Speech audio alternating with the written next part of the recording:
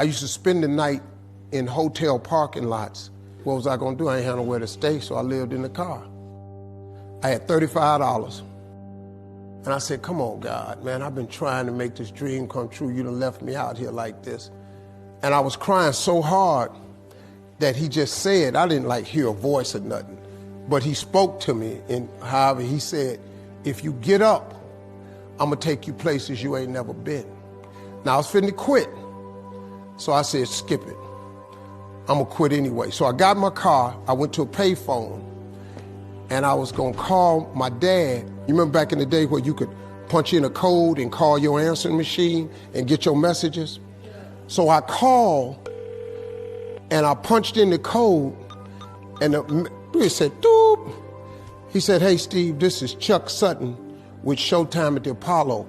We saw a tape of you. You're very funny. If you could get here Sunday night, we'd love to put you on television. Call me back. Let me know if you can make it. So I hung the phone up. I'm crushed because my whole dream of being on TV, and I couldn't get to New York. I got $35. How I'm gonna get to New York? I can't make it. So I'm standing there at the phone booth and tears just coming down my face. I said, God, so that must be a sign for me to go home. Cause this it, I ain't even got the money to go to the Apollo. My whole thing, I wanted to be on TV, I couldn't even make the dream come true. This is the most messed up moment. And so I said, man, let me call this dude back and see if he said this Sunday. Because maybe he said next Sunday and I could hustle up a little bit of money or something. I don't know what I'm going to do, but let me just call him back. So I called him back. Steve, this is Chuck Sutton, Showtime at the Apollo. We saw a tape of yours. You're very, very funny. Look, we have an opening Sunday night at Showtime at the Apollo. If you can make it, we'd love to put you on TV. I said, it's this Sunday. Before I hit the button, I heard, doop, you have another message. Now, it wasn't there before. So I punched my code in. I listened to the second message. It said, Steve Harvey, this is Tom Sobel from the Comedy Caravan. This was a Thursday. He said, I have a gig in Jacksonville, Florida on Friday night that pays $150. If you can get there Friday night, you'll make $150. So I called him back and I said, hey, Tom, did you get a gig away? He said, no, it's still available. He said, can you get there? I said, I'm in Pensacola, Florida. I'm 3.5 hours away. So I drive to Jacksonville, Florida, and that night I made the 150. The club owner said, man, you funnier than the guy we hired.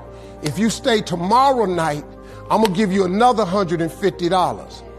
So now I got $300 now.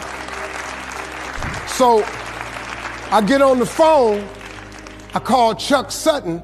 I say, hey man, is the gig still available at Showtime at the Apollo? He said, yeah, we got one opening left. I said, I'll be there. So I called Eastern Airlines, who used to be open back then. They had a special for $99 going from Jacksonville, Florida to New York round trip. So I parked my car at the airport. I got it.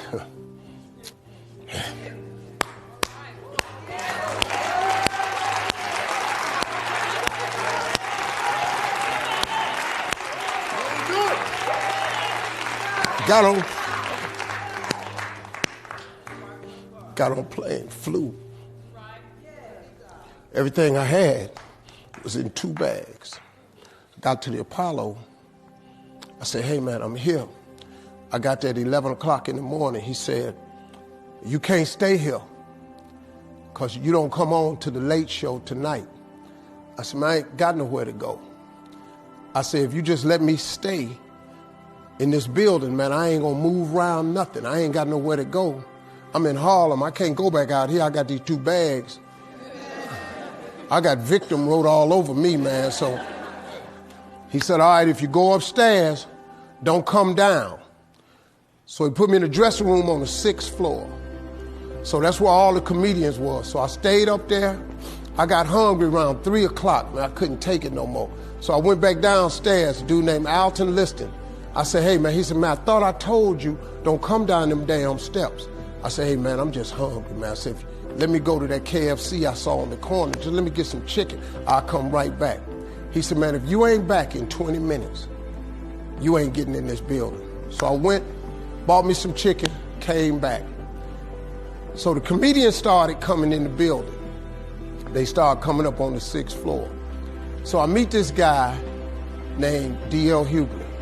I introduce myself. He introduced himself. I'm sitting there, another guy come in named Dwayne Johnson. Then this other dude walked in named Jamie Foxx. And I introduced myself. We don't know each other. Ain't none of us famous.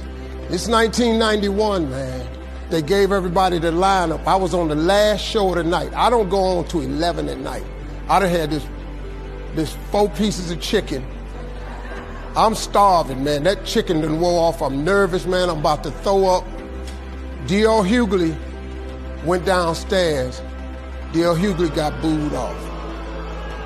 Dwayne Johnson got booed off. Jamie Foxx went down there and got booed. They booed Jamie, then Jamie started singing. And then they started clapping. And Jamie had their ass, then he went back to them jokes, and they got his ass. So I'm walking down the steps, and I see Jamie sitting on the steps. I said, hey, man, hang in there. He said, man, that ain't never happened to me before, man. This is crazy. This Jamie Foxx, man, one of the most talented people in all of comedy. And now, you don't even know how nervous I am, man. I can't even. My breathing is shot because these dudes been booed. So I walk out. I had wrote this joke. Mike Tyson had got in a fight in Harlem with this heavyweight named Mitch Green. Mike Tyson had hit the dude in the eye in the store.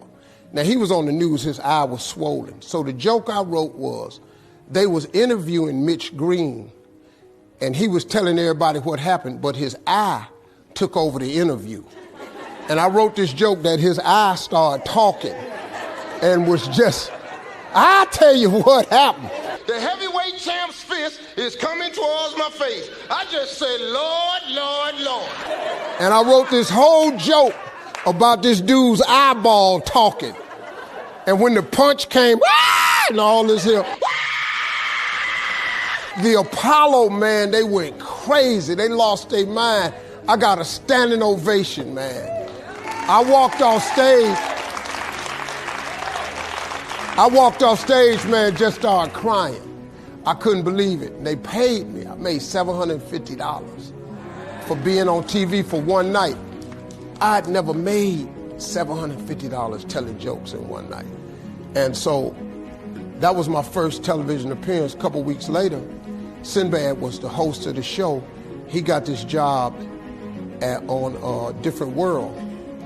And so he quit. And so Mark Curry became the host.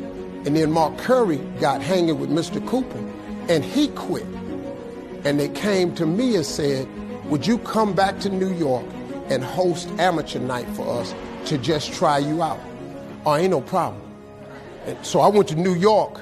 I hosted amateur night, and I was killing.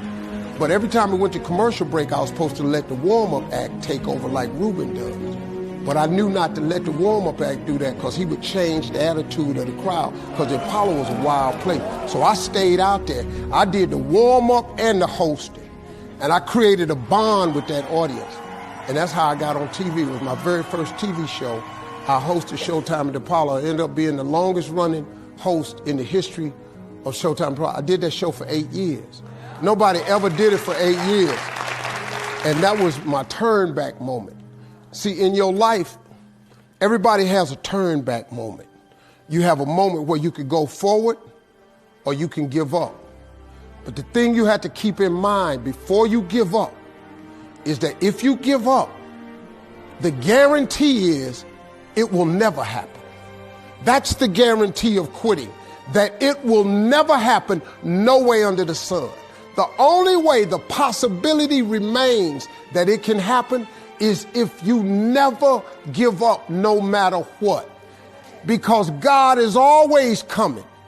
He's never too late. At your worst moment, look, man, when they told me I had to be in New York, I saw no way I could get there. But that God, though, he make the phone ring. I end up in Florida, I make $300. Then I go to New York, I make $750. Almost got $1,000. out of nowhere. That's what happened to me. That was my moment of never giving up. That's when I first learned that faith was everything, that you have to remain faithful.